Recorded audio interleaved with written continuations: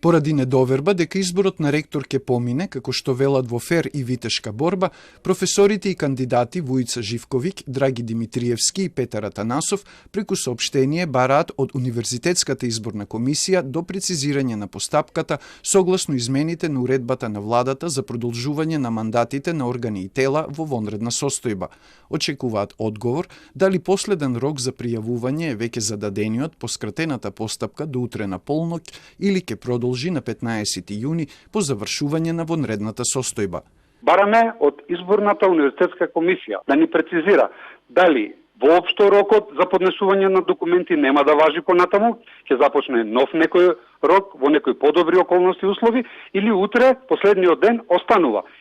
Кандидатите за ректор бараат транспарентна постапка со доволно време за пријавување и представување на програмите пред изборната комисија. Доколку се направи нов роковник и, да речеме, 14 е последниот ден според сегашната вонредна состојба, дали тоа значи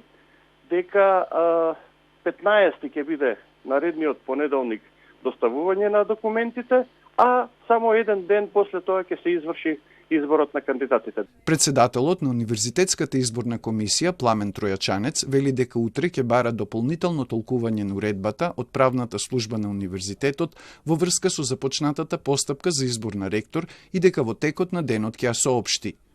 Актуелниот ректор Јанкуловски, кој неофицијално веќе поднал апликација, но и председава со Сенатот, за Телма изјави дека постапката за избор на ректор ќе мирува, а изборот на нови сенатори ќе продолжи.